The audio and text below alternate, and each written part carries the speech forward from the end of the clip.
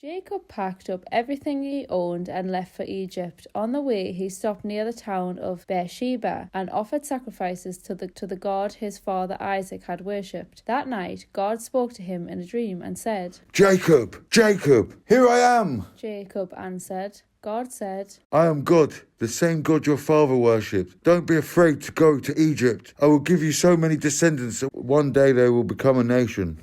I will go with you to Egypt, and later I will bring your descendants back here. Your son Joseph will be at your side when you die. Jacob and his family set out from Beersheba and headed for Egypt. His sons put him in the wagon that the king had sent for him, and they put their small children and their wives in the other wagons. Jacob's whole family went to Egypt, including his sons, his grandsons, his daughters, and his granddaughters.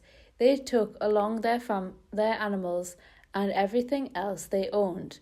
When Jacob went to Egypt, his children, who were born in northern Syria, also went along with their families. Jacob and his wife Leah had a total of 33 children, grandchildren and great-grandchildren, but 2 of their grandchildren had died in Canaan. Jacob had sent his son Judah ahead of him to ask Joseph to meet him in Goshen. So Joseph got in his chariot and went to meet his father. When they met, Joseph hugged his father around the neck and cried for a long time. Jacob said to Joseph, Now that I have seen you and know you are still alive, I am ready to die. Then Joseph said to his brothers and to everyone who had come with them, I must go and tell the king that you have arrived from Canaan. I will tell him that you are shepherds, that you have brought your sheep, goats, cattle, and everything else you own. The king will call you in and ask what you do for a living. When he does, be sure to say, we are shepherds. Our families have always raised sheep.